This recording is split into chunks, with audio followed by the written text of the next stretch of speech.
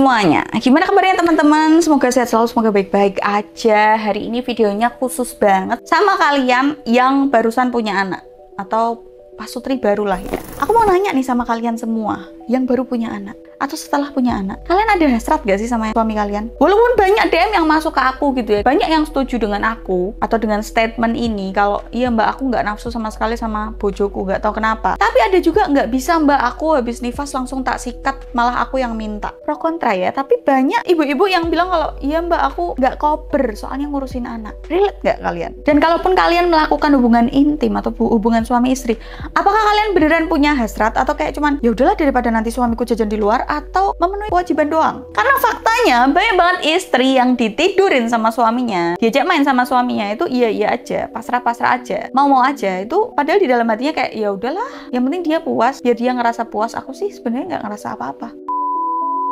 Dengerin ya bapak-bapak dan ibu-ibu, seks itu kan dua arah, seks itu dilakukan berdua gitu ya. Kalau sendirian namanya masturbasi, cok. Ini dilakukan berdua, dua-duanya harus sama-sama enak. Kalau cuma satu pihak doang itu namanya bukan seks. Kalau bisa dua-duanya enak, kenapa enggak? Oke, kita bahas permasalahan seks di laki-laki. Ini udah terkenal banget, impoten, ejakulasi dini. Nggak jauh-jauh dari itu. Tapi coba kita cari masalah seksual perempuan, jarang banget dibahas gangguannya. Padahal perempuan juga bisa punya disfungsi seksual.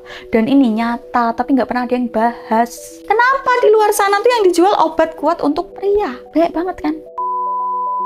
Kita akan bahas jenis-jenis disfungsi seksual di perempuan. Pertama, ada gangguan gairah. Biasanya perempuan ditandai dengan kayak, aku udah nggak pengen, rasanya kayak dingin aja gitu, beneran nggak pengen. Ini namanya gangguan gairah. Kamu nggak ada gairah sama sekali. Nggak ada rasa pengen sama sekali. Kedua, sulit terangsang, dicium, dielus, distimulasi. Ya keri sih, tapi nggak pengen, keri aja. Dan lama-lama jadi aneh. Dan akhirnya suami mikir, ini kayaknya istriku udah nggak cinta sama aku deh, kayaknya dia udah nggak nafsu deh sama aku. Padahal ini gangguan. Itu emang tubuhnya lagi susah merespon. Yang ketiga, kurang lubrikasi, nggak basah, nggak becek. Kalau nggak becek, tetap bawa bablasin, tetap kamu nggak mau membuka mata, membuka telinga. Sebagai suami, tetap bawa bablas, kayak bawa terak, wah ya, akhirnya apa, lecet, sakit, akhirnya jadi nggak mau. Padahal minimnya lubrikasi itu bahaya. Dan minimnya lubrikasi, tiba-tiba nggak basah sama sekali, itu pasti ada sebabnya, nggak mungkin nggak. Keempat, jarang orgasme. Atau mungkin bahkan nggak pernah. Ada yang istri udah nikah bertahun-tahun, tapi bisa dibilang dia nggak pernah ngerasain yang namanya orgasme. Dia cuma membantu suaminya untuk keluar, udah gitu doang. Ibaratnya kayak kamu makan mie instan nggak pakai bumbu, kenyang sih tapi nggak ada rasa, hambar.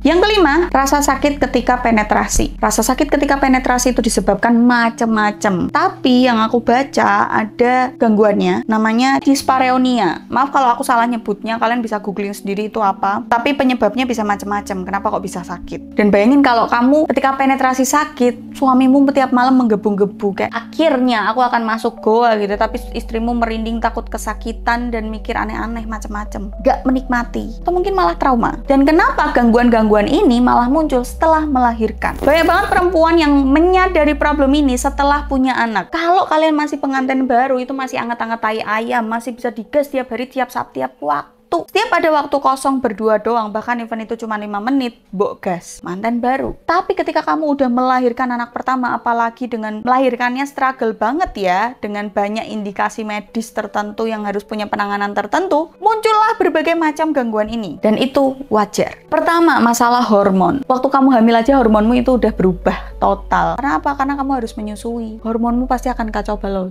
Dan bentuk tubuhmu sudah berubah. Vaginamu juga sudah berubah. Bayangin aja, lubang vaginamu sekecil itu sudah pernah dilewatin kepala bayi.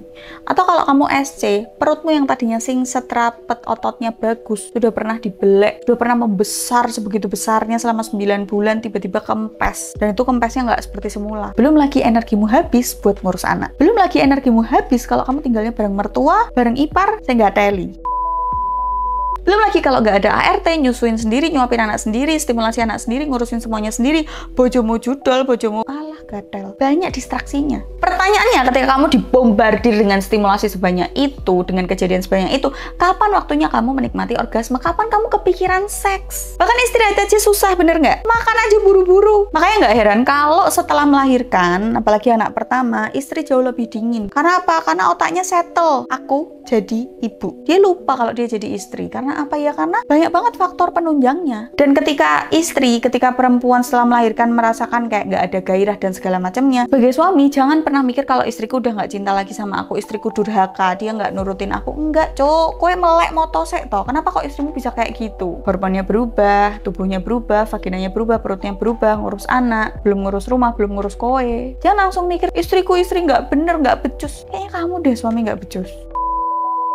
Dan di momen ini, jangan ngambek jadi suami. Kamu harus lebih pengertian. Terus, kalau kamu sebagai perempuan mengalami hal-hal yang tadi aku sebutin ya, gangguan gairah dan segala macam yang tadi udah tak sebutin, apa yang harus kamu lakuin? Pertama, kalau ada rasa sakit fisik atau dimanapun ada rasa sakitnya, pergilah ke dokter. Jangan ke dukun, jangan ke tukang pijet, cek kandungan. Kedua, suami harus turun tangan. Ketika kamu sudah mulai capek, nggak ada gairah, apalagi mulai ada trauma, apalagi bener-bener nggak ada gairah sama sekali dan segala macamnya, suamimu harus turun tangan untuk bantuin kamu. Kalau dia nggak bisa bantuin kamu, seenggaknya dia harus mengutus orang lain untuk bantuin kamu. Ingat, bantuin, bukan ngerusuin, bukan menggurui, bukan ngajarin, bantuin. Aku yakin semua orang yang mau jadi ibu, mereka sudah meliterasi dirinya, minimal dari sosial media. Mereka mau dapat informasi baru, tapi mereka nggak mau diguruin, diajarin, mudeng. Ketiga, kalau kamu ngerasa psikismu ini berat banget, ada postpartum, ada baby blues dan lain-lain, kamu ngerasa aneh, apalagi sampai kamu benci ngelihat anakmu, benci terhadap dirimu sendiri, pergi ke orang profesional, psikolog, psikiater, konselor. Boleh, bukan berarti kamu edan, gendeng, dan sebagainya kalau kamu pergi ke mereka. Dan buat para suami, kalau istrinya udah ada awareness untuk pergi ke orang profesional, jangan halah kamu gini doang masa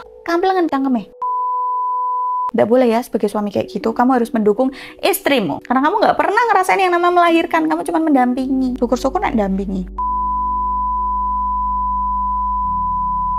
Kalau ada suami yang bilang, aku bisa mbak bikin dia sange lagi, basah lagi. Kalau masalahnya di hormon dan di psikisnya dia, skillmu tuh nggak guna. Dia nggak butuh skill 69mu, doggy stylemu. Enggak, dia nggak butuh itu. Dia butuh supportmu. Dia butuh pengertianmu, butuh waktumu, butuh kamu. Jadi mulai sekarang, buat kamu, walaupun kamu yang nonton ini belum nikah, atau umur kamu masih 20-an awal, belum mikir untuk nikah, mulai detik ini kalau kamu ngelihat ada ibu baru, tiba-tiba aneh, yang kamu lihat aneh, jangan pernah nyalain mereka 100%. Hormon mereka berubah, tubuhnya berubah, dia nggak kenal dirinya lagi, dia berubah jadi dia yang tadinya gadis, lucu, ipel-ipel, tiba-tiba berubah menjadi yang tadinya aku ngelihat fotoku lama di tahun 2010-an gitu ya, iya ampun kinyis-kinyis ayu, sekarang jadi kayak Bagong. Aku nggak mengenal diriku lagi. Kalaupun aku bisa kembali ke bentuk tubuhku yang kayak gitu, aku udah menjadi Adela Wulandari yang berbeda. Jangan pernah nyalahin ibu, apalagi ngurus anaknya sendirian. Jangan langsung nyalain dia 100%, kamu nggak pernah tahu gimana rasanya ngurusin anak 24 jam non-stop. Kalau suami maunya enak sendiri, nggak pernah merhatiin istrinya, nggak pernah mau mengerti istrinya, nggak pernah ngurusin istrinya, percayalah nggak akan ada yang mau sama kamu. Mungkin istrimu yang sekarang aja kepaksa, menyesal mungkin.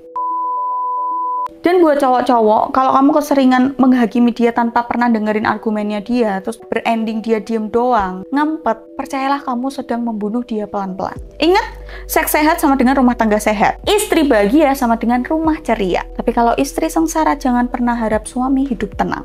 Ini udah tahun 2025, jadi istri jangan cuma menengtok, membisu, suarakan apa yang kamu rasakan, jelaskan dengan tata bahasa yang mudah dipahami dan mudah dimengerti. Ingat tentang seks, seks itu untuk dua orang, dua arah, saling. Jadi nggak cuma dia doang yang puas, kamu juga harus puas. See you on next video, bye.